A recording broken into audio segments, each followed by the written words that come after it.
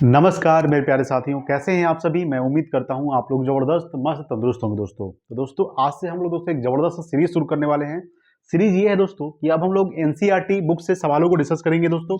ठीक है, इसमें सभी सब्जेक्ट है दोस्तों, इतिहास है, भूगोल है, राज व्यवस्था है, अर्थव्यवस्था है, समान विज्ञान है। ठीक है, तो दोस्तों महेश कुमार बनमाल का है। मैं दोस्तों आप लोग को प्रेफर करूंगा कि आप लोग इस बुक को परचेज कीजिए दोस्तों और इस बुक से सवाल को बनाइए। ठीक है, अक्सर एग्जाम में सवाल यहाँ से भी देखने को मिलता है दोस्तों। ठीक है, तो दोस्तों आज से हम लोग इतिहास का जो सबसे पहला चैप्टर है ऐतिहासिक स्रोत दोस्तों, वो हम लोग कवर करने वाले हैं इस वीडियो में। ठीक है, सबसे पहले दोस्तों बात करेंगे आप लोग से जो पहले चल रहा था दोस्तों 50 प्रश्नों का, 60 प्रश्नों का, 70 प्रश्नों जो डिस्कस कर रहे थे वो दोस्तों रेगुलर चलते रहेगा, प्लस में ये भी चलेगा दोस्तों। ठीक है, चलिए शुरू करते हैं। आज का सबसे पहला सवाल देखिएगा। सबसे पहला सवाल आपके सामने है कि निम्नलिखित में से किन स्रोतों से भारतीय इतिहास के विषय में जानकारी प्राप्त होती है दोस्तों। ठीक है, देखिए साहित्यिक एवं पुरातात्विक साक्ष्यों से, ठीक है दोस्तों, ऐतिहासिक एवं समसामयिक ग्रंथों से, विदेशी यात्रियों के विवरण से दोस्तों, यानी उपयुक्त ऑप्शन नंबर इसका डी हो जाएगा। क्या हो जाएगा? उपयुक्त सभी से। यानी कहने का मतलब ये है कि भारतीय इतिहास के विषय में जो जानकारी प्राप्त होती है दोस्तों, साहित्य स्रोत से भी प्राप्त होती है, पुरातात्विक साक्ष्यों से प्राप्त होती है, ठीक है, ऐतिहासिक से भी प्राप्त होती है और समसामयिक ग्रंथों से, यानी यात्रियों, विदेशी यात्रियों विवरण से भी प्राप्त होती है। यानी कहने मतलब है जो भी विदेशी यात्री भारत आया था, जैसे कहने का हेनसोंग, मेगास्थनीज, ये सब क्या आया था दोस्तों, भारत आया था, तो उन्होंने कुछ ना कुछ भारत के बारे में लिखकर, जैसे मेगास्थनीज की पुस्तक का क्या नाम है, इंडिका, तो उसमें इंडिका में दर्शाया गया है भारत के बारे में।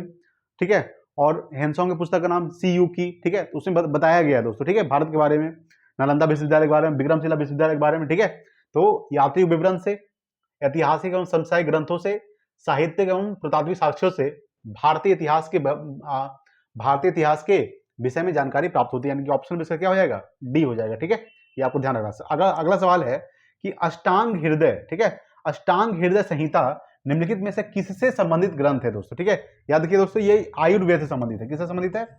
आयुर्वेद। ये आपको ध्यान रखना है कि अष्टांग हृदय संहिता जो है ये निम्नलिखित में से किससे संबंधित ग्रंथ है? तो ये दोस्तों आयुर्वेद। ठीक है, ये आपको ध्यान रखना है। चलिए आगे बात करेंगे दोस्तों। अगला सवाल देखिएगा। अगला सवाल आपके सामने 3 नंबर सवाल देखिए। ठीक है, 3 नंबर सवाल आपके सामने है, क्या कह रहा है देखिए, प्राचीन भारत पर पहला विदेशी आक्रमण किसके द्वारा किया गया दोस्तों। तो प्राचीन भारत पर जो पहला विदेशी आक्रमण किया गया था वो ईरानियों द्वारा किया गया था। किसके द्वारा? ईरानियों के द्वारा। ठीक है, ये आपको ध्यान रखना है कि प्राचीन भारत पर जो पहला विदेशी आक्रमण किया गया था दोस्तों, ईरानियों के द्वारा। ईरानी यानी कि ईरान के जो लोग थे, ईरान के दोस्तों एक देश है जिसके राजधानी दोस्तों क्या होता है? ईरान का राजधानी तेहरान होता है। क्या होता है?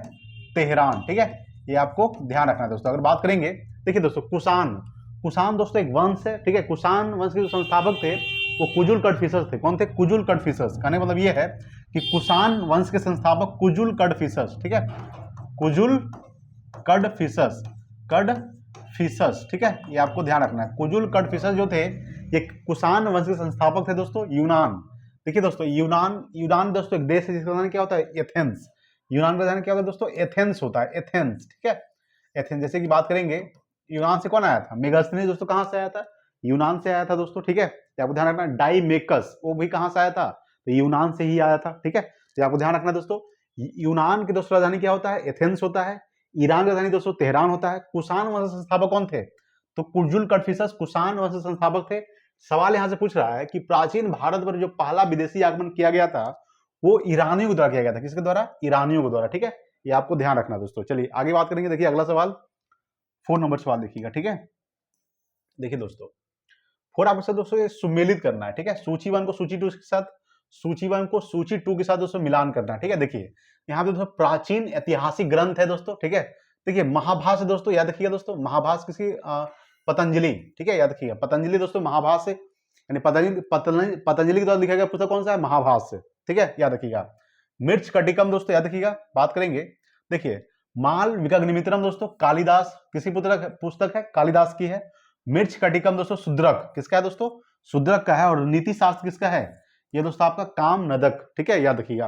यानी महाभाष्य दोस्तों पतंजलि, मालविका मित्रम दोस्तों कालिदास, ठीक है, मृच्छ कटिकम दोस्तों शुद्रक, उसके बाद दोस्तों नीति शास्त्र कामनदक, यानी कि इसका ऑप्शन नंबर आप लोग मिला लीजिएगा। ठीक है दोस्तों, चलिए आगे बात करेंगे। अगला सवाल देखिएगा, देखिए 5 नंबर सवाल देखिएगा। ठीक है, देखिए 5 आपके सामने क्या कह रहा है दोस्तों? 5 नंबर सवाल आपके सामने है कि 16 महाजनपदों की जानकारी किस बौद्ध ग्रंथ से प्राप्त होती है?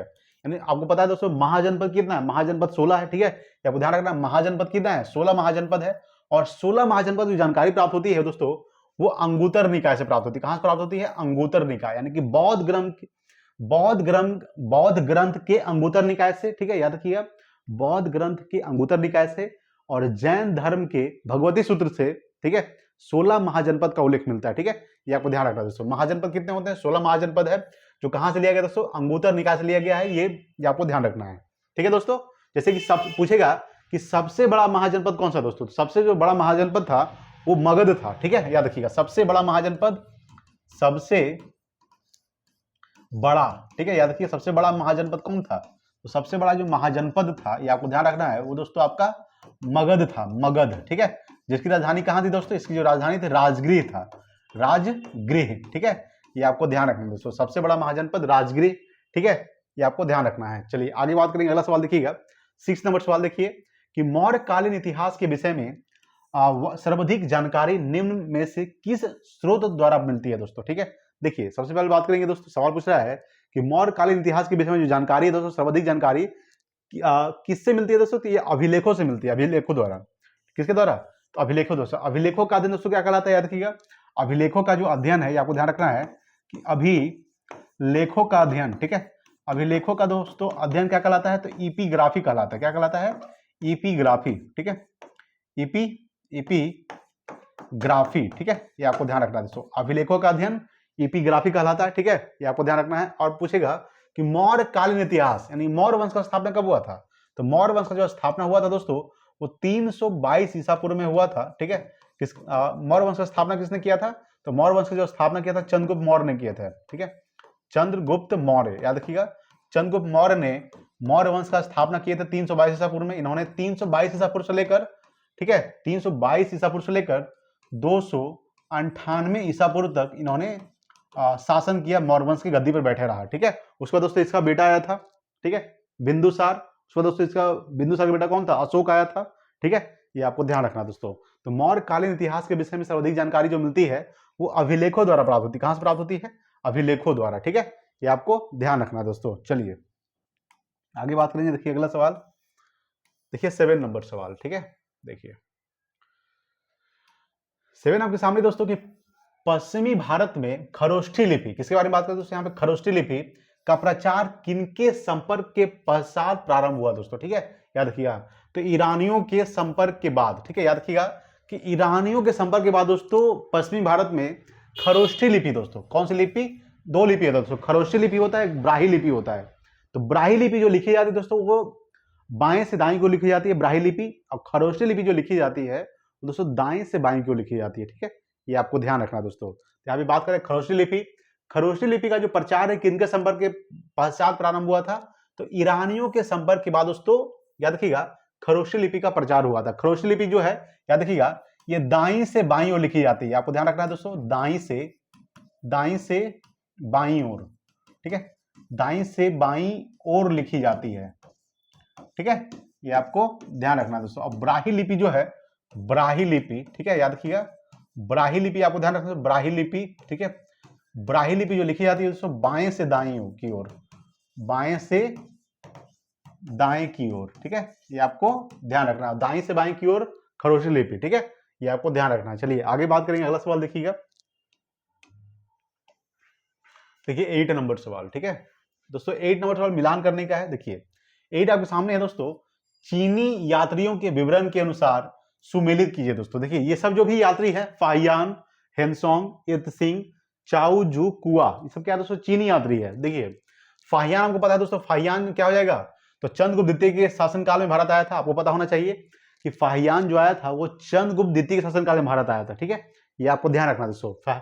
फाहियान जो है मेन रूप से ये 15 वर्षों तक भारत में रहा था। कितना वर्षों तक? तो ये मेन रूप से दोस्तों 15 वर्ष तक भारत में रहा था लगभग, ठीक है। बात करेंगे दोस्तों 15 वर्ष तक रहा था। अगर बात करेंगे दोस्तों फाहियान जो है, आपको ध्यान रखना है, फाहियान ने मध्य प्रदेश के बारे में अधिक जानकारी दी है, मध्य प्रदेश, ठीक है, मध्य प्रदेश की जनता को सुख और समृद्धि बताया था, ठीक है, फाहियान, ठीक है, याद रखिएगा।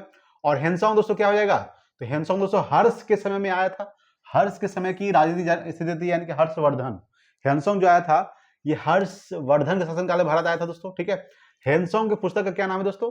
तो हेनसोंग की जो पुस्तक का नाम है सी यू की है। क्या है इसके पुस्तक का नाम? क्या है दोस्तों? सी यू की, ठीक है, CU की दोस्तों किसकी पुस्तक है? तो हेनसोंग, हेनसोंग जो आया था दोस्तों ये 629 ईसा पूर्व में भारत आया था, 629 ईसा पूर्व में भारत आया था, और 629 से याद रखिए दोस्तों 629 ईस्वी में आया था, ठीक है, 629 ईस्वी में आया था और 645 ईस्वी तक भारत में रहा था, ठीक है, याद रखिएगा दोस्तों 629 से 645 तक भारत में रहा था दोस्तों, ठीक है, ये आपको ध्यान रखना दोस्तों। उसके बाद दोस्तों इतसिंह आया था, इतसिंह दोस्तों, ठीक है, याद रखिएगा इतसिंह जो था ये वेशभूषा और खान पान दोस्तों किसके बारे में है? इतसिंह चाउ जू कुआ दोस्तों, याद रखिएगा क्या हो जाएगा? चोलकालीन इतिहास, ठीक है दोस्तों। फाहियान क्या हो जाएगा? चंद्रगुप्त शासनकाल में, यानी कि सीधा सीधा है दोस्तों, सीधा सीधा है, ठीक है, कहीं इधर उधर नहीं है, सीधा सीधा मिला लीजिएगा। ए का 1 हो जाएगा, बी का 2, सी का 3, डी का 4, ठीक है, ये आपको ध्यान रखना दोस्तों। चलिए आगे बात करेंगे। देखिए 9 नंबर सवाल, ठीक है, 9 आपके सामने दोस्तों कि ऋग्वैदिक पन्नी किस वर्ग के नागरिक थे? तो ये दोस्तों याद रखिए दोस्तों ये व्यापारी थे, ये आपको ध्यान रखना है, क्या थे? व्यापारी। कहने मतलब ये है कि ऋग्वैदिक जो पन्नी थे ये किस वर्ग के नागरिक थे? ये दोस्तों व्यापारी थे। अच्छा, ऋग्वैदिक काल कब से कब तक माना जाता है? याद रखिए ऋग्वैदिक काल जो माना जाता है, आपको ध्यान रखना है, ऋग्वैदिक काल, ठीक है, ऋग्वैदिक काल दोस्तों याद रखिएगा 1500 ईसा पूर्व से लेकर, ठीक है, 1500 ईसा पूर्व से लेकर दोस्तों याद रखिएगा 1500 ईसा पूर्व से लेकर 1000 ईसा पूर्व तक दोस्तों ये ऋग्वैदिक काल माना जाता है, ठीक है। और उत्तर वैदिक काल दोस्तों 1000 ईसा पूर्व से लेकर 600 ईसा पूर्व तक दोस्तों वो उत्तर वैदिक काल माना जाता है, ठीक है, ये आपको ध्यान रखना दोस्तों। तो ऋग्वैदिक पन्नी किस वर्ग के नागरिक थे? ये व्यापारी थे। अगला है दोस्तों 10 नंबर सवाल कि निम्नलिखित में से किसने पाटलिपुत्र को पोलीब्रोथा कहा था? ठीक है, यानी निम्नलिखित में से किसने पाटलिपुत्र को पोलीब्रोथा कहा था? दोस्तों मेगास्थनीज ने कहा था। किसने कहा था? मेगास्थनीज, ठीक है, मेगास्थनीज दोस्तों आपको ध्यान रखना है, मेगास्थनीज जो भारत आया था, ठीक है दोस्तों, ये आया था चंद्रगुप्त मौर्य के समय में भारत आया था, ठीक है, चंद्रगुप्त मौर्य के शासनकाल में दोस्तों भारत आया था मेगास्थनीज। मेगास्थनीज की पुस्तक का नाम क्या है दोस्तों? तो इसकी पुस्तक का नाम याद रखिएगा इंडिका। क्या नाम है? इंडिका, ठीक है, याद रखिएगा। मेगास्थनीज भारत में कब से कब तक रहा था? याद रखिएगा दोस्तों ये 305 ईसा पूर्व से लेकर दोस्तों 297 ईसा पूर्व तक भारत में रहा था, ठीक है। कौन? तो मेगास्थनीज, ठीक है, ये आपको ध्यान रखना दोस्तों। मेगास्थनीज दोस्तों यूनान से आया था। कहां से आया था? ये यूनान से आया था। यूनान दोस्तों अभी बताया था आपको, यूनान एक देश है जिसकी राजधानी क्या होती है? यूनान का राजधानी दोस्तों एथेंस होता है। क्या होता है? एथेंस, ठीक है, याद रखिए। इसका राजधानी क्या होता है? एथेंस, ठीक है, एथेंस, याद रखिएगा दोस्तों, एथेंस, ठीक है, ये आपको ध्यान रखना दोस्तों। तो किसने पाटलिपुत्र को पोलीब्रोथा कहा था? तो मेगास्थनीज ने कहा था। किसने कहा था? मेगास्थनीज। मेगास्थनीज की पुस्तक का नाम इंडिका। मेगास्थनीज भारत में कब से कब तक रहा था? तो 305 ईसा पूर्व से लेकर 297 ईसा पूर्व तक, ठीक है। मेगास्थनीज जो भारत आया था दोस्तों, ये चंद्रगुप्त मौर्य के शासनकाल में भारत आया था, ठीक है, ये आपको ध्यान रखना है। चंद्रगुप्त मौर्य दोस्तों मौर्य वंश की स्थापना किए थे 322 ईसा पूर्व में, ठीक है, ये आपको ध्यान रखना है दोस्तों। और पूछेगा सवाल कि पाटलिपुत्र शहर को किसने बसाया था दोस्तों, ठीक है, तो पाटलिपुत्र शहर को पूछेगा किसने बसाया था? तो उदयन ने बसाया था, ठीक है, उदयन, ठीक है, याद रखिएगा उदयन ने पाटलिपुत्र शहर को बसाया था दोस्तों। ये हम लोग आगे पढ़ेंगे। चलिए आगे बात करते हैं। अगला सवाल देखिएगा, देखिए 11 नंबर सवाल। देखिए दोस्तों 11 के सामने है कि आदि काव्य की संज्ञा किसे दी जाती है दोस्तों? याद रखिए ये दोस्तों दी जाती है किसको? तो रामायण को, ठीक है, याद रखिएगा रामायण को दोस्तों आदि काव्य की संज्ञा दी जाती है रामायण को। रामायण के रचयिता कौन थे दोस्तों? याद रखिएगा तो वाल्मीकि थे। और महाभारत के रचयिता वेद व्यास। कौन थे? वेद व्यास, वेद व्यास, ठीक है, वेद व्यास रामायण के, ठीक है, याद रखिएगा, सॉरी महाभारत के। और रामायण के दोस्तों वाल्मीकि, ठीक है, वाल्मीकि, ठीक है, ये आपको ध्यान रखना है दोस्तों। महाभारत याद रखिएगा, महाभारत का पुराना नाम क्या है दोस्तों? पुराना नाम जय संहिता। क्या है? जय संहिता, ठीक है, ये आपको ध्यान रखना है दोस्तों। जय संहिता किसका पुराना नाम है? महाभारत का। अगला दोस्तों 12 नंबर सवाल आपके सामने है कि सत्यमेव जयते शब्द किस उपनिषद से लिया गया दोस्तों? तो ये मुंडको उपनिषद से लिया गया। कहां से लिया गया है? मुंडको उपनिषद, ठीक है, सत्यमेव जयते जो ये कहां से लिया गया है? मुंडको उपनिषद से लिया गया, ठीक है, ये आपको ध्यान रखना है। चलिए आगे बात करेंगे। देखिए अगला सवाल, देखिए 13 नंबर सवाल दोस्तों मिलान करने का है। देखिए मिलान करते हैं दोस्तों। 13 नंबर सवाल आपके सामने है कि प्राचीन कालीन ऐतिहासिक जीवनियों को सुमिलित कीजिए दोस्तों। जीवनी है दोस्तों, पुस्तक है यहाँ पे दोस्तों लेखक है, ठीक है। देखिए दोस्तों बुद्धचरित जो पुस्तक है दोस्तों किसके द्वारा लिखा गया है? ये अश्व घोष के द्वारा लिखा गया है। हर्षचरित दोस्तों बाणभट्ट के द्वारा लिखा गया है, ठीक है, याद रखिएगा। विक्रमांगद देवचरित दोस्तों याद रखिएगा किसके द्वारा? ये दोस्तों विल्हन के द्वारा। और नव शाह सांकचरित दोस्तों किसके द्वारा? पदम गुप्त के द्वारा लिखा गया, ठीक है, ये आपको ध्यान रखना दोस्तों, ठीक है। ये दोस्तों बहुत इंपॉर्टेंट दोस्तों, बुद्ध चरित और हर्ष चरित, ठीक है, याद रखिएगा। बुद्ध चरित किसके द्वारा, तो आशु घोष के द्वारा, ठीक है, और हर्ष चरित बाणभट्ट के द्वारा, ठीक है, ये आपको ध्यान रखना है। चलिए आगे बात करेंगे। देखिए अगला, देखिए 14 नंबर सवाल, ठीक है। 14 नंबर सवाल के सामने क्या कह रहा है कि निम्नलिखित में से किस पुस्तक के माध्यम से प्राचीन समय में लाल सागर, फारस की खाड़ी तथा हिंद महासागर में होने वाले रोमन व्यापार का वृत्तांत प्रस्तुत किया गया दोस्तों, ठीक है, याद रखिएगा। तो पेरिप्लस किसमें किया गया है, तो पेरिप्लस ऑफ द इरेथियन सी में किया गया। कहां किया गया है, पेरिप्लस ऑफ द इरेथियन सी। अगर बात करें दोस्तों नेचुरल हिस्ट्री का, ये किसकी पुस्तक है दोस्तों, तो प्लिनी की पुस्तक है, ठीक है।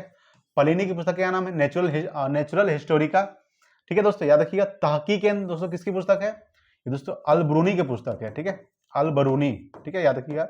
अल-बरूनी की पुस्तक का क्या नाम है, तो तहकीक हिंद। इसको दोस्तों किताब उल हिंद बोलते हैं, क्या बोलते हैं, किताब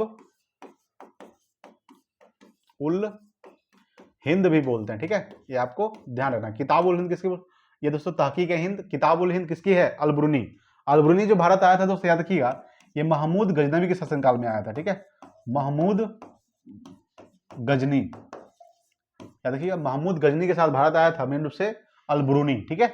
ये आपको, ये कहां से आया था दोस्तों, ये अरब से आया था। कहां से आया था, अरब यात्री था दोस्तों, ठीक है, कौन, अल-बरूनी, ठीक है, ये आपको ध्यान रखना है दोस्तों अल-बरूनी के बारे में। चलिए अगला सवाल देखेंगे। देखिए 15 नंबर सवाल। 15 के सामने दोस्तों कि भारत में सबसे प्राचीन अभिलेख किस शासक के प्राप्त हुए दोस्तों। प्राचीन की बात करेंगे तो दोस्तों अशोक का प्राप्त हुआ। किसका प्राप्त हुआ है, अशोक दोस्तों। अशोक दोस्तों किसका बेटा था, अशोक दोस्तों ये बिंदुसार का बेटा है दोस्तों, बिंदुसार। अब बिंदुसार दोस्तों किसका बेटा है, ये चंद्रगुप्त मौर्य का है। किसका है, तो चंद्रगुप्त मौर्य का बेटा है, चंद्रगुप्त मौर्य का बेटा है दोस्तों बिंदुसार। और बिंदुसार दोस्तों, बिंदुसार का बेटा कौन है, अशोक, ठीक है, याद रखिएगा। अशोक के बारे में बात करेंगे दोस्तों, तो अशोक ने दोस्तों फिर बौद्ध धर्म को अपना लिया था दोस्तों, ठीक है। अशोक ने मेन रूप से किस धर्म को अपना लिया था, बौद्ध धर्म, ठीक है, ये आपको ध्यान रखना है। तो भारत में सबसे प्राचीन अभिलेख जो है किस शासक के प्राप्त हुए हैं, अशोक के प्राप्त हुए दोस्तों। अशोक का जो शासनकाल माना जाता है, देखिए शासनकाल जो माना जाता है, आपको ध्यान रखना है 268 ईसा पूर्व से लेकर दोस्तों देखिएगा 232 ईसा पूर्व तक, ठीक है, 268 ईसा पूर्व से लेकर 232 ईसा पूर्व तक दोस्तों ये अशोक का शासनकाल माना जाता है, ठीक है। चंद्रगुप्त मौर्य दोस्तों याद रखिए, इन्होंने मौर्य वंश का स्थापना किए थे, ठीक है, मौर्य वंश का स्थापना किए थे। मौर्य वंश इसका स्थापना कब किए थे, 322 ईसा पूर्व में किए थे, ठीक है, याद रखिए 322 ईसा पूर्व में चंद्रगुप्त मौर्य ने मौर्य वंश का स्थापना किए थे। काला सौ दोस्तों की ये किस वंश का शासक है, ये दोस्तों शिशुनाग वंश का शासक है, शिशुनाग, ठीक है, शिशुनाग वंश का शासक है दोस्तों कालाशोक, ठीक है। कालाशोक ने शिशुनाग वंश का स्थापना किया था, ठीक है, ये आपको ध्यान रखना है। सॉरी दोस्तों, शिशुनाग वंश का स्थापना शिशुनाग ने किया था। कालाशोक जो है ये शिशुनाग वंश का शासक है, ठीक है, ये आपको ध्यान रखना। अजातशत्रु दोस्तों ये हर्यक वंश का है। अजातशत्रु किस वंश का है, तो हर्यक वंश, ठीक है, ये आपको ध्यान रखना। हर्यक वंश के संस्थापक कौन थे, तो हर्यक वंश के संस्थापक तो बिंबिसार थे। कौन थे, बिंबिसार हर्यक वंश के संस्थापक थे, ठीक है, ये आपको ध्यान रखना है। अच्छा एक चीज आप ध्यान रखिएगा कि देखिए प्रथम बौद्ध संगीति जो हुआ था, आपको बताए थे कि प्रथम बौद्ध संगीति कब हुआ था, तो 483 ईसा पूर्व में हुआ था, ठीक है। कहां हुआ था, राजगिरी में हुआ था, ठीक है, ये आपको ध्यान रखना है। और दोस्तों किसके शासनकाल में हुआ था, तो अजातशत्रु के समय में हुआ था, ठीक है, प्रथम बौद्ध संगीति, ये आपको ध्यान रखना है दोस्तों, ठीक है। आपको द्वितीय बौद्ध संगीति जो हुआ था, ठीक है, वो कालाशोक के समय में हुआ था और वैशाली में हुआ था, ठीक है, ये आपको ध्यान रखना। तृतीय जो बौद्ध संगीति हुआ था वो अशोक के समय में हुआ था, ठीक है, और कब हुआ था, तो द्वितीय बौद्ध संगीति 383 ईसा पूर्व में हुआ था। तृतीय बौद्ध संगीति 251 ईसा पूर्व में हुआ था, अशोक के समय में हुआ था और पाटलिपुत्र में हुआ था, ठीक है, ये आपको ध्यान रखना। चतुर्थ बौद्ध संगीति हुआ था कनिष्क के समय में हुआ था, कुंडलवन कश्मीर में हुआ था और प्रथम शताब्दी ईस्वी में हुआ था, ठीक है, ये आपको ध्यान रखना दोस्तों। तो भारत में सबसे प्राचीन अभिलेख किस शासक के प्राप्त हुए हैं, तो अशोक के प्राप्त हुए, ठीक है, ये आपको ध्यान रखना दोस्तों। चलिए आगे बात करेंगे। 16 नंबर सवाल देखिएगा कि प्राचीन काल किन ग्रंथों में 16 महाजनपदों का उल्लेख मिलता है। अभी हम बताए थे कि 16 महाजनपद का जो उल्लेख मिलता है दोस्तों ये अंगुत्तर निकाय में मिलता है और भगवती सूत्र में मिलता है, ठीक है, यानी कि ए और बी दोनों हो जाएगा। क्या हो जाएगा, ए और बी दोनों। कहने का मतलब ये है कि 16 महाजनपद का जो उल्लेख है बौद्ध ग्रंथ के अंगुत्तर निकाय से, ठीक है, बौद्ध ग्रंथ के अंगुत्तर निकाय से और जैन धर्म के भगवती सूत्र से, ठीक है, जैन धर्म के भगवती सूत्र से 16 महाजनपद का उल्लेख मिलता है। जिसको इसमें ऑप्शन नंबर क्या हो जाएगा, ए और बी दोनों हो जाएगा दोस्तों, ठीक है, ये आपको ध्यान रखना दोस्तों। चलिए आगे बात करेंगे। देखिए 17 नंबर सवाल देखिए,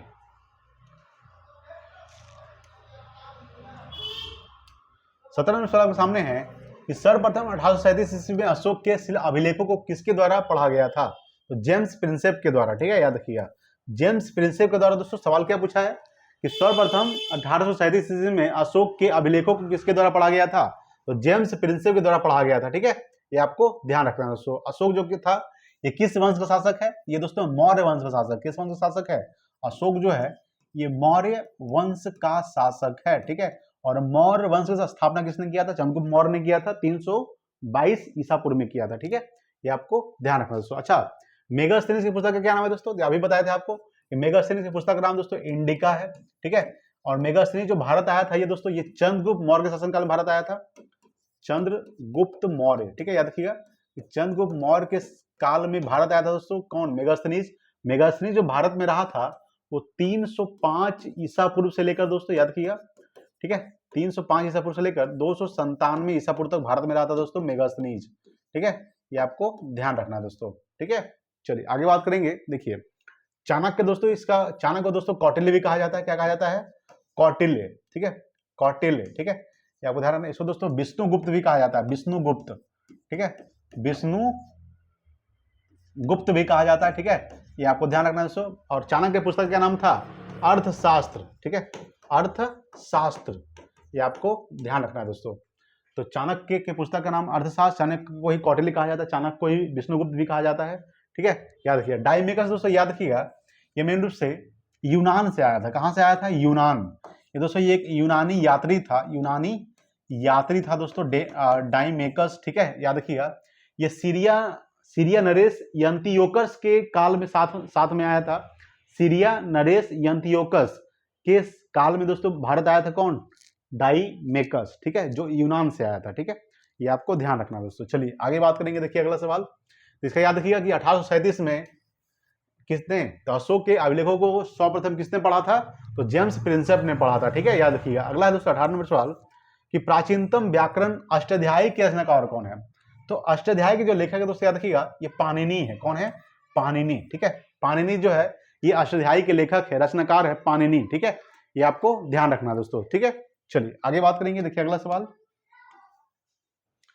देखिए 19 नंबर सवाल देखिएगा, ठीक है, 19 आपके सामने है कि सत सहस्त्री संहिता उपनाम निम्नलिखित में से किस ग्रंथ का है दोस्तों? याद रखिए दोस्तों ये महाभारत का है। कहाँ का है दोस्तों? महाभारत, ठीक है, याद रखिएगा। यहाँ पे दोस्तों वेद ऋग्वेद है दोस्तों, ऋग्वेद, ठीक है। वेद कितने होते हैं? वेद 4 होते हैं, ऋग्वेद, सामवेद, यजुर्वेद, अर्थवेद। ऋग्वेद, सामवेद, यजुर्वेद, अर्थवेद, दोस्तों वेद 4 होते हैं।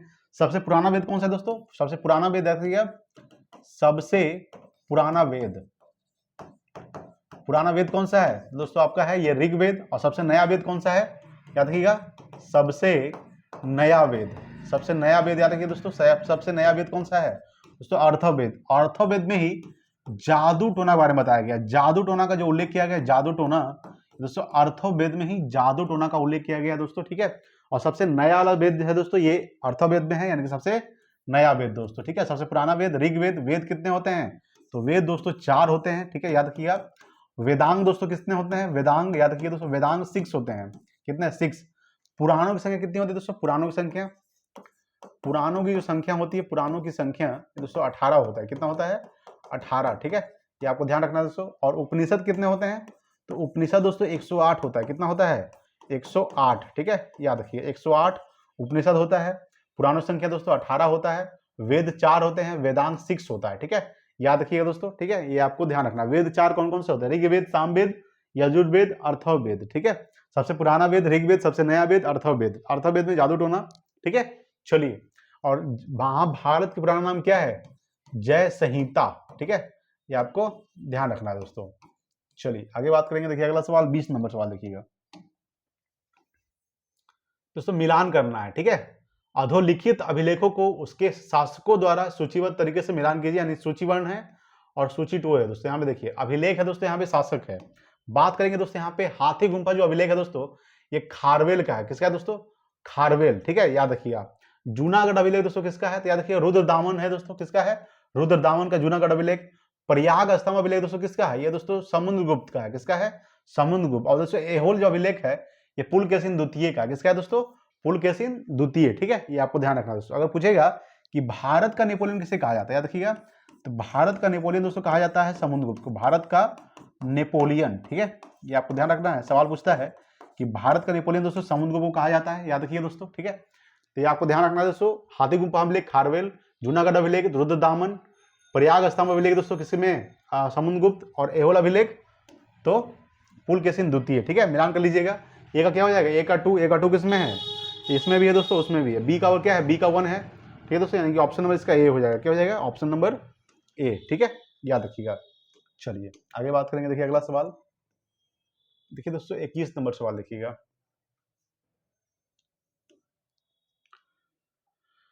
21 आपके सामने है कि सुलभ सूत्र किस विषय से संबंधित है दोस्तों? ये ज्यामिति से संबंधित है, याद रखिएगा।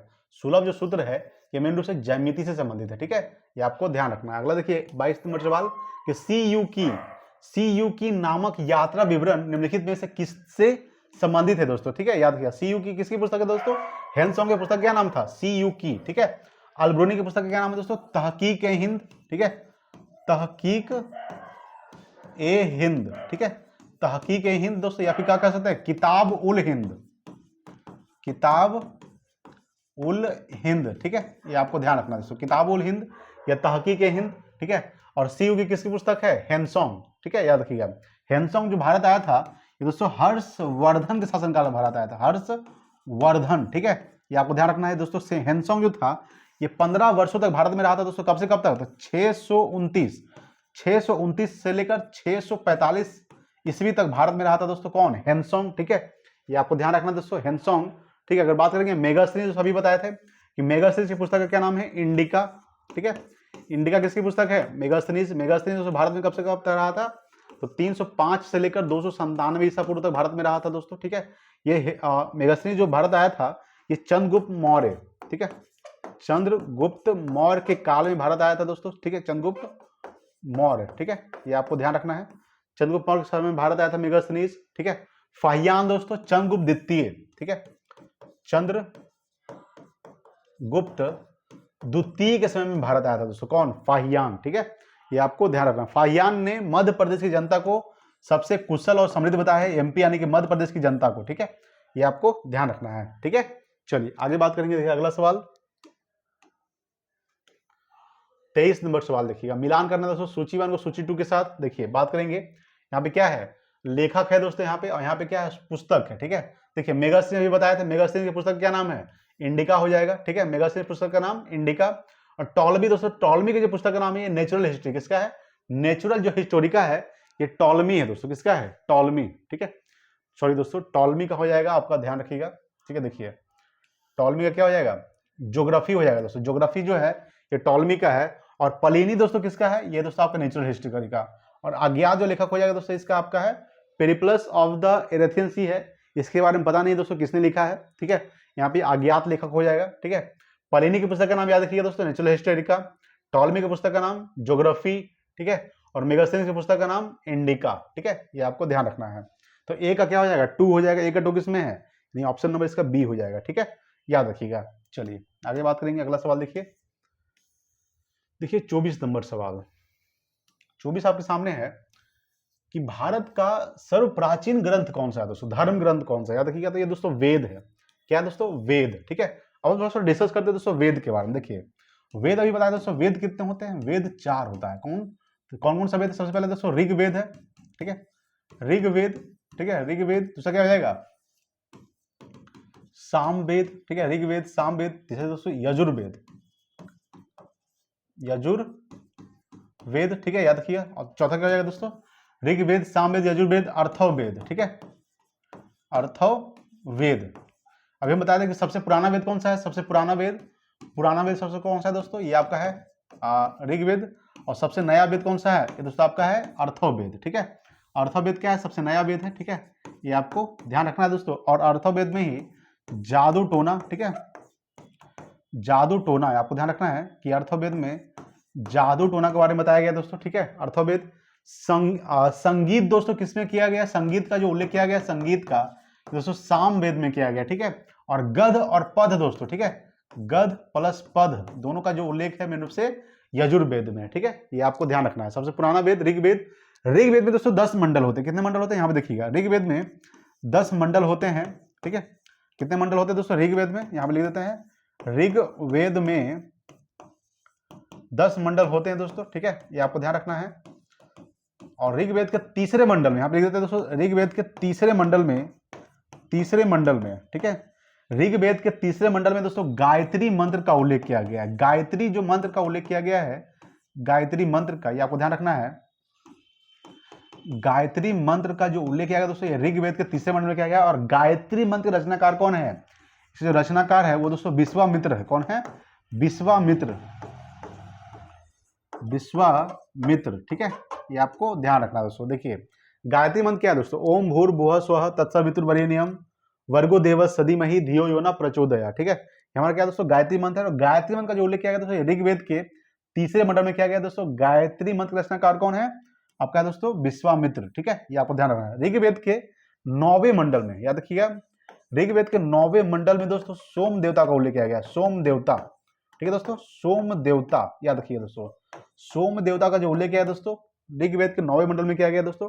ऋग्वेद के 10वें मंडल में, याद रखिएगा, ऋग्वेद के दोस्तों 10वें मंडल में यानी पुरुष सूक्त का उल्लेख किया गया दोस्तों, पुरुष सूक्त, ठीक है, पुरुष सूक्त, ये आपको ध्यान रखना। पुरुष सूक्त में 4 वर्ण का उल्लेख किया गया दोस्तों, 4 वर्ण का, ठीक है, कौन कौन सा है, याद रखिएगा, ब्राह्मण क्षत्रिय वैश्य और शूद्र, ब्राह्मण क्षत्रिय वैश्य और शूद्र 4 वर्ण का उल्लेख किया गया दोस्तों ऋग्वेद के, याद रखिएगा, 10वें मंडल में, ठीक है, ऋग्वेद के 10वें मंडल में। हम बताए थे कि ऋग्वेद में कितने मंडल होते हैं, ऋग्वेद में टोटल 10 मंडल होते हैं, ठीक है, ये आपको ध्यान रखना है। ऋग्वेद के कितने मंडल होते हैं, 10। ऋग्वेद में कितने मंडल होते हैं, याद रखिएगा, ऋग्वेद में टोटल 10 मंडल होते हैं। तो ऋग्वेद के तीसरे मंडल में किसका उल्लेख किया गया, गायत्री मंत्र का उल्लेख किया गया, ठीक है, ऋग्वेद के तीसरे मंडल में गायत्री मंत्र का उल्लेख किया गया है। अगर बात करेंगे, समझिए, देखिए दोस्तों, अगर बात करेंगे ऋग्वेद के 9वें मंडल में सोम देवता को उल्लेख किया गया दोस्तों। ऋग्वेद के 10वें मंडल में पुरुष सूक्त का उल्लेख किया गया, जिसमें 4 वर्ण है, कौन कौन सा, तो ब्राह्मण क्षत्रिय वैश्य और शूद्र, याद रखिए दोस्तों। अभी बताया था वेद 4 होते हैं, वेदांग कितने होते हैं, तो वेदांग 6 होते हैं। कितने होते हैं, 6। कौन कौन सा, तो शिक्षा, कल्प, निरुक्त, छंद, ज्योतिष और व्याकरण। शिक्षा, कल्प, निरुक्त, छंद, ज्योतिष और व्याकरण, टोटल 6 वेदांग होते हैं, ठीक है। और पुराण कितने होते हैं, पुराणों संख्या बताए थे, पुराणों संख्या 18 होता है। पुराणों की संख्या दोस्तों 18 होता है, ठीक है, ये आपको ध्यान रखना है, पुराण संख्या 18 होता है। उपनिषद कितने होते हैं, अभी बताए थे, तो उपनिषद दोस्तों 108 होता है, ठीक है, उपनिषद 108 होता है। सबसे पुराना कौन सा पुराण है दोस्तों, सबसे पुराना जो पुराण है दोस्तों मत्स्य पुराण है। मत्स्य पुराण दोस्तों सबसे पुराना पुराण माना जाता है, यानी कि ओल्ड, ठीक है, ये आपको ध्यान रखना है। चलिए, अभी बताया था दोस्तों सामवेद में किसका उल्लेख किया गया, संगीत का उल्लेख सामवेद में, ठीक है। सबसे पुराना वेद ऋग्वेद, सबसे नया वेद दोस्तों अर्थववेद। सवाल क्या था यहाँ दोस्तों, सॉरी दोस्तों, यहाँ पे सवाल हम बात कर रहे थे कि भारत का, इसमें आगे सवाल नंबर 24 है दोस्तों। सवाल था कि भारत का सर्वप्राचीन धर्म ग्रंथ कौन सा है, दोस्तों वेद है, ठीक है, याद रखिएगा। चलिए दोस्तों मिटाते दोस्तों, अगला सवाल देखिए कौन सा है। अगला सवाल आपके सामने 25 नंबर सवाल। अभी बताया था कि भारतीय संगीत का जनक कौन है दोस्तों, तब सामवेद। सामवेद जो है इसमें संगीत के बारे में बताया गया दोस्तों, ठीक है। यजुर्वेद में क्या बताया गया है, तो गध और पद अभी बताए थे, गध और पद का, ठीक है, ये आपको ध्यान रखना है दोस्तों। अर्थववेद में दोस्तों क्या है, जादू टोना के बारे में बताया गया। ऋग्वेद दोस्तों अभी बताए थे, ऋग्वेद में 10 मंडल होते हैं। ऋग्वेद के तीसरे मंडल में गायत्री मंत्र का उल्लेख किया गया है। ऋग्वेद के 9वें मंडल में सोम देवता को उल्लेख किया गया। ऋग्वेद के 10वें मंडल में पुरुष सूक्त का उल्लेख किया गया, 4 वर्ण, ब्राह्मण, क्षत्रिय, वैश्य और शूद्र, ठीक है, याद रखिएगा। चलिए आगे देखिए 26 नंबर सवाल देखिए। 26 दोस्तों प्राचीन ऐतिहासिक ग्रंथों को सुमेलित करना है, ठीक है। सुमेलित दोस्तों आपका है ग्रंथ है दोस्तों, यहाँ पे लेखक है, ठीक है। देखिए अर्थशास्त्र दोस्तों किसकी है, याद रखिएगा चाणक्य, ठीक है, याद रखिएगा। मुद्रा राक्षस दोस्तों याद रखिएगा विशाखदत्त हो जाएगा। और कथा सरित सागर दोस्तों सोमदेव हो जाएगा। वृहतक था मंजरी क्षेमेंद्र, ठीक है, ये आपको ध्यान रखना है। तो अर्थशास्त्र जो पुस्तक है दोस्तों किसका है, याद किसने लिखा था, तो चाणक्य लिखा था। और मुद्रा राक्षस जो पुस्तक है आपको ध्यान रखना विशाखदत्त का है दोस्तों। कथा सरित सागर दोस्तों याद रखिएगा सोमदेव का है। और वृहतक था मंजरी जो है ये क्षेमेंद्र का है, ठीक है, ये आपको ध्यान रखना है। चलिए अगली बात करेंगे, देखिए अगला 27 नंबर सवाल देखिए। 27 आपके सामने दोस्तों कि राज्याभिषेक के नियम दिए गए हैं दोस्तों, याद रखिएगा। तो इतरे ब्राह्मण में दिया गया है, ठीक है, यानी कि राज्याभिषेक के जो नियम है मेन रूप से ये किस ब्राह्मण में दिया गया है, तो इतरे ब्राह्मण में दिया गया, ठीक है, ये आपको ध्यान रखना है। अगला है दोस्तों 28 नंबर सवाल आपके सामने है कि अशोक के नाम का स्पष्ट उल्लेख अधोलिखित अभिलेखों में से किसमें प्राप्त होता है दोस्तों, ठीक है, याद रखिएगा, पांसकी अभिलेख में, गुजरा अभिलेख में, या फिर नेतुर अभिलेख, यानी कि ऑप्शन नंबर डी हो जाएगा, सभी में प्राप्त होता है, यानी कि उपयुक्त सभी, ठीक है। याद रखिएगा कि अशोक के नाम का जो स्पष्ट उल्लेख किया गया है अधोलिखित अभिलेखों में से किस में प्राप्त होता है, तो मास्की में भी प्राप्त होता है, गुजरा में भी प्राप्त होता है, और तेतुर में भी प्राप्त होता है, यानी कि ऑप्शन में से क्या हो जाएगा, ऑप्शन नंबर डी हो जाएगा, ठीक है, ये आपको ध्यान रखिएगा। चलिए अगला सवाल देखते हैं। देखिए 29 नंबर सवाल, 29 आपके सामने है कि 14वीं सदी ईस्वी ईसा पूर्व का एक अभिलेख जिसमें वैदिक देवताओं का वर्णन है प्राप्त हुआ है दोस्तों, ठीक है, तो बोगाज कोई अभिलेख से, ठीक है, ये आपको ध्यान रखना है। 14वीं सदी ईसा पूर्व का एक अभिलेख जिसमें वैदिक देवताओं का वर्णन है प्राप्त हुआ है दोस्तों, बोगाज कोई से प्राप्त हुआ है, ठीक है, ये आपको ध्यान रखना है। अगला 130 नंबर सवाल है कि महावीर के जीवन कृत्यों तथा अन्य समकालिकों के साथ उनके संबंधों का विवरण कहां मिलता है दोस्तों, ठीक है, याद रखिएगा। महावीर के जीवन कृत्य को जो विवरण मिलता है महावीर के जीवन के बारे में, तो भगवती सूत्र में मिलता है। कहां मिलता है, भगवती सूत्र, यानी जैन धर्म के भगवती सूत्र में महावीर के बारे में बताया गया दोस्तों, ठीक है। बताए थे कि महावीर का जो जन्म हुआ, आपको ध्यान रखना है, महावीर का दोस्तों जन्म कब हुआ, याद रखिएगा, इनका जो जन्म हुआ आपको ध्यान रखना है, तो 540 ईसा पूर्व में हुआ। कब हुआ है, 540 ईसा पूर्व में दोस्तों इनका जन्म हुआ है, ठीक है, ये आपको ध्यान रखना है दोस्तों। इनका जो मृत्यु हुआ है आपको ध्यान रखना है, इनका मृत्यु, ठीक है, 468 ईसा पूर्व में हुआ है, ठीक है, ये आपको ध्यान रखना है। इनका जन्म दोस्तों कहाँ हुआ था, तो कुंडग्राम वैशाली में हुआ था, ठीक है, कुंडग्राम वैशाली में दोस्तों इनका जन्म हुआ है, ठीक है। इनका जो मृत्यु हुआ है आपको ध्यान रखना है, इनका मृत्यु पावापुरी में हुआ दोस्तों। कहाँ हुआ है, पावापुरी, ठीक है, ये आपको ध्यान रखना है। इनको दोस्तों रिजू पालिका नदी के किनारे, ठीक है, 12 साल के बाद दोस्तों इनको ज्ञान की प्राप्ति हुआ था, यानी 42 साल की अवस्था में इन्होंने 30 वर्ष की अवस्था में गृह त्याग कर दिए थे। महावीर के बचपन नाम क्या है, वर्धमान, ठीक है, महावीर के बचपन का नाम क्या है दोस्तों, वर्धमान, ठीक है, वर्धमान जो है ये महावीर के बचपन का नाम है, ठीक है, ये आपको ध्यान रखना दोस्तों। चलिए आगे बात करेंगे, 31 नंबर सवाल देखिएगा। देखिए दोस्तों मिलान करना है सूची 1 को सूची 2 के साथ, देखिए मिलान करेंगे। देखिए दोस्तों यहाँ पे शासक है दोस्तों और उसका दोस्तों अभिलेख है, यानी किस शासक का कौन से अभिलेख से संबंध है। देखिए रुद्रदामन दोस्तों अभी बताया था, रुद्रदामन का जूनागढ़ अभिलेख से दोस्तों, याद रखिएगा। पुल सिंधुती दोस्तों ये अहोल अभिलेख से है। स्कंदगुप्त दोस्तों याद रखिएगा तो भीतरी अभिलेख से है, और विजय सेन दोस्तों तो देवपाड़ा अभिलेख से, ठीक है, ये आपको ध्यान रखना है। चलिए आगे बात करेंगे। देखिए अगला सवाल 32 नंबर सवाल देखिएगा। 32 आपके सामने है कि ऋग्वैदिक काल के प्रारंभ में से किसे महत्वपूर्ण मूल्यवान संपत्ति समझा जाता था, भूमि को, स्त्रियों को, जल को, या फिर गाय को। तो ऑप्शन नंबर डी हो जाएगा दोस्तों, गाय को, ठीक है, ये आपको ध्यान रखना है कि ऋग्वेद में दोस्तों, ऋग्वेद में गाय को अघन्य नाम दिया गया, अघन्य, ठीक है, अघन का मतलब होता है ना मारे जाने योग्य पशु, ना मारे जाने योग्य पशु, ठीक है दोस्तों, गाय को बताया गया, ठीक है, ये आपको ध्यान रखना है।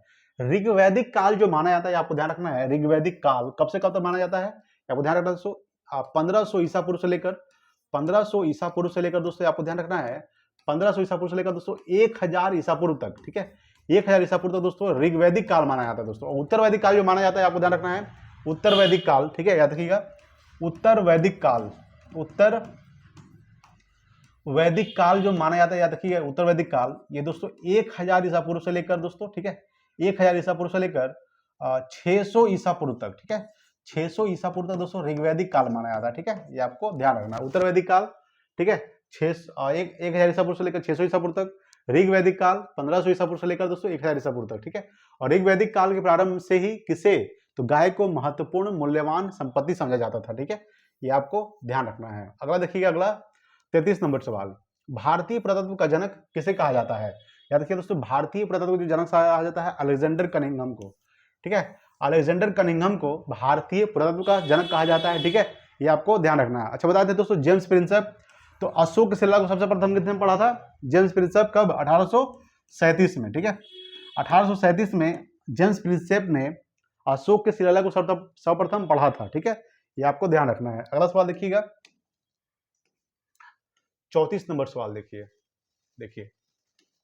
34 आपके सामने है कि निम्नलिखित में से किसने चिंतामणि भट्ट द्वारा रचित संस्कृत ग्रंथ सुख सप्तति का फारसी में अनुवाद कर उसका नाम तुतीनामा रखा। किसने रखा था दोस्तों, याद कीजिएगा, ये रखे थे। ऑप्शन नंबर इसका डी हो जाएगा दोस्तों, ख्वाजा जियाउद्दीन नक्शबी।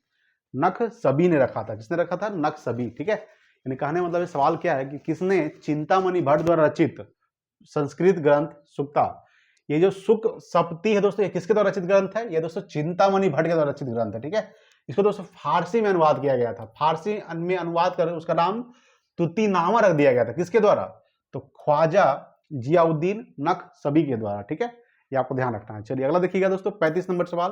दोस्तों मिलान करना है सूची 1 को सूची 2 के साथ। देखिए ईश्वर वर्मन दोस्तों, इसमें जो है मेन रूप से जौनपुर प्रस्तर अभिलेख में इसका उल्लेख किया गया दोस्तों। ईश्वर वर्मन का सर्व क्या पूछा दोस्तों कि एक सही सुमेलित नहीं है, एक सही सुमेलित नहीं है दोस्तों। ठीक है, देखिए सर्ववर्मन का जो दोस्तों इसमें जो है ये इसका उल्लेख नहीं है दोस्तों, यानी कि ऑप्शन में इसका क्या हो जाएगा, बी हो जाएगा। क्या हो जाएगा दोस्तों, बी। सर्ववर्मन